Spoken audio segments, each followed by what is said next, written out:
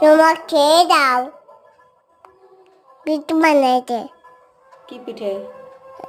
তারপরে দুধ দিয়ে গুড় দিয়ে এরকম দুধ দিয়ে গুড় দিয়ে তারপরে পুলি পিঠে।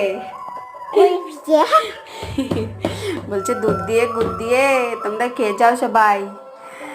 হ্যালো এভরিওয়ান, সবাই কেমন আছো? আশা করি সবাই ভালো আছো। সবাইকে পৌষ সংক্রান্তির অনেক অনেক শুভেচ্ছা।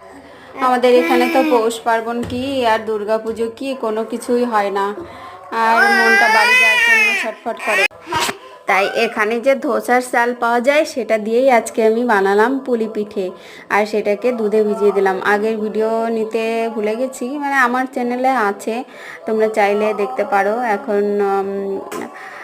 দুধটা জাল দিয়ে চিনি দিয়ে জাল দিয়েছি। আখের গুড় দিলে মানে খেজুরের গুড় দিলে অনেক টেস্টি হয়, কিন্তু চালের গুড়ে পাওয়া যায় না এখানে, তা আবার কোথায় খেজুরের গুড় পাবো।